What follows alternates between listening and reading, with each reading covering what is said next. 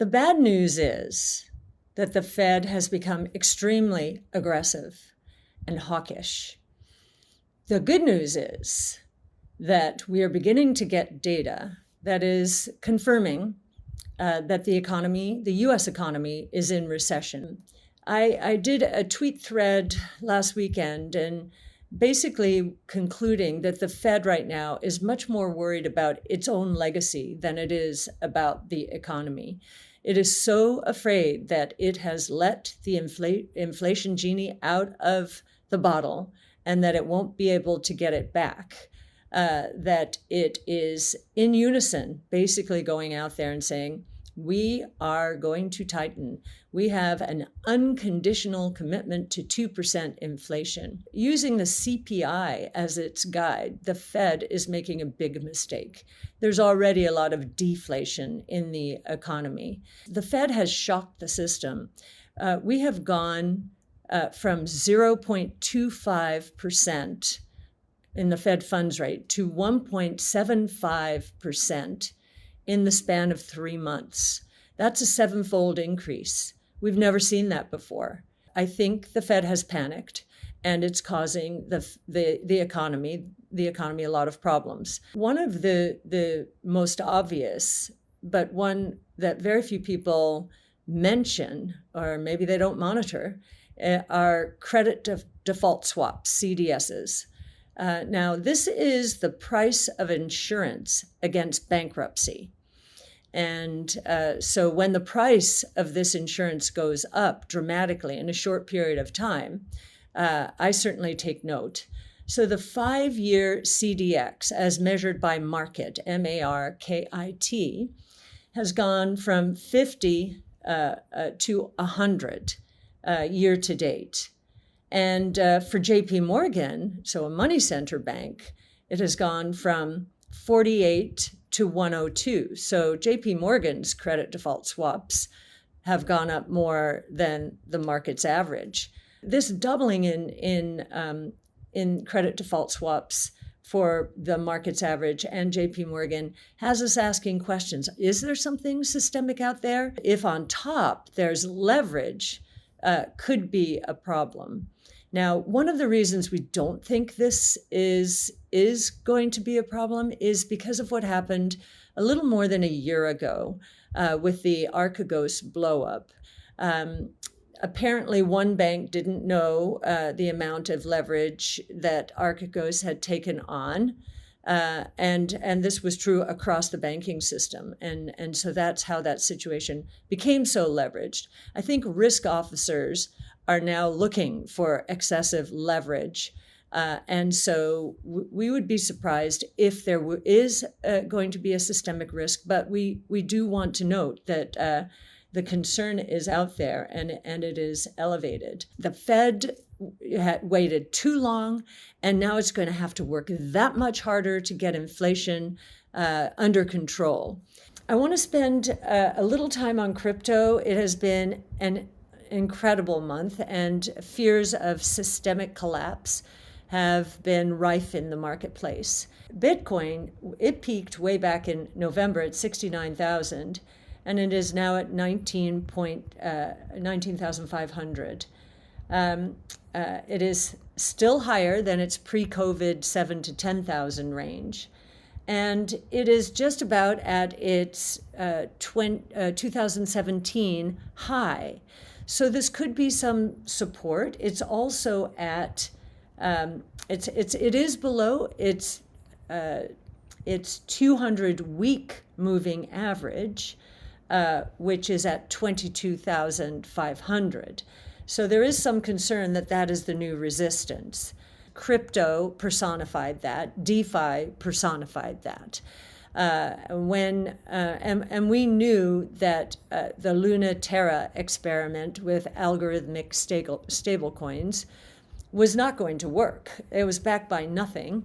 It failed in spectacular fashion in May, and has taken Celsius down with it, Voyager Digital, 3 Arrows Capital, BlockFi almost. It was very interesting to see BlockFi's last funding round at $3 billion. This is a lending platform. And tried to do another round recently at $1 billion. He couldn't get it done. And today it seems that FTX is going to buy it out, or it has the option to buy the equity for $240 million. A rumor this week had it at $25 million, so much better than that, but much worse, less than a tenth of its last round. Big down rounds happening very quickly. The transparency in the market, I think, is the reason we've seen a lot of failures very quickly.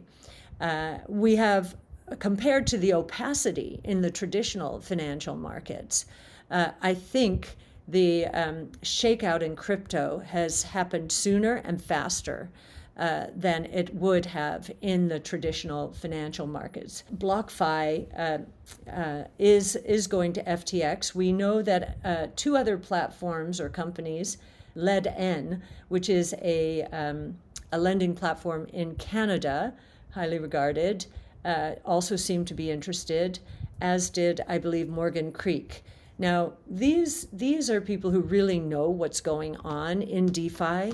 And if they're willing to step in here, that has increased my confidence to some extent that the systemic risk is diminishing here.